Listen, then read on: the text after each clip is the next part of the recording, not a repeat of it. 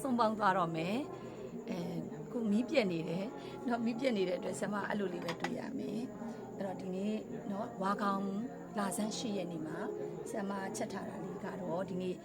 တောင်တီတဲ့စွန်ပေါင်းစေးရက်ကိုသွားမှာပေါ့နော်ဒီနေ့ငချင်း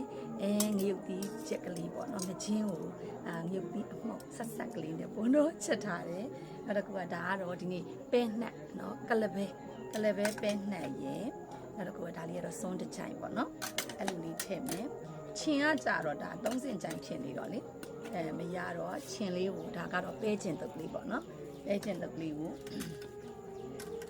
လူချိုင်လေးမှာချိတ်လိုက်ပေါ့နော်အဲ့တော့ဒီနေ့ဝါကောင်လာဆန်းရှိရဲ့နေ့မှာဆရာမကဒါစွန်းပေါင်းစီရက်ကိုသွားပြီးတော့စွန်းပေါင်းတော့မှာဖြစ်ပါတယ်ရှင်ဒါကတော့စွန်းပေါင်းလာတဲ့သူတွေကိုအခမ်းဖို့အတွက်ဒီနေ့လက်ဖက်မဟုတ်ဘူးငပြောဦးရဲ့ဂျင်းရဲ့ငပြောဦးတုတ်ကလေးရဲ့ဂျင်းရဲ့ပဲကြော်လေးရဲ့ပေါ့နော်ဒါလေးတွေနဲ့အခမ်းမှာဖြစ်တယ်အဲ့တော့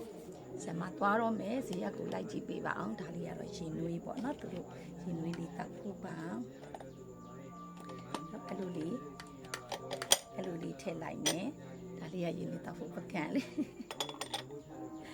အဲ့တော့ဒါလေးကတော့ဝါကမအလူလေးဆိုပြီးတော့အဲ့လိုမျိုးเนาะအင်ကြီးเนาะ60 80 80လောက်လာလူကြပါလေအဲ့တော့ဆရာမသွားတော့မယ်အဲ့တော့ဇေယျကိုလိုက်ကြည့်ပေးပါအောင်ဒီနေ့မှလည်းဆရာမကိုကြည့်ပေးတဲ့ fan လေးတွေအားလုံးเนาะအလုပ်အကိုင်တွေအဆင်ပြေပါစေကုသိုလ်တွေလည်းအများကြီးเนาะယူနိုင်တဲ့နေလေးဖြစ်ပါစေလို့เนาะသွားကြအောင်ဇေယျကိုသွားပြီဇေယျ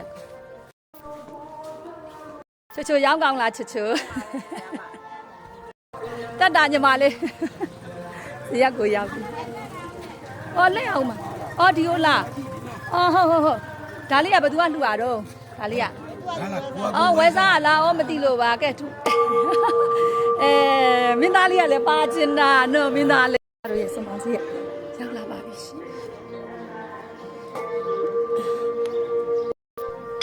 ဆုံးလေးတွေရိုက်လာမောင်မပြောတယ်လည်းစနေပေါ့ဟုတ်စားငါကြောငါအသေးလေးဒီကြောဒီနေ့လဲအဲ့ဒါလေးအမညီမလေးလေးပဲစီနှက်ညကလေးနှက်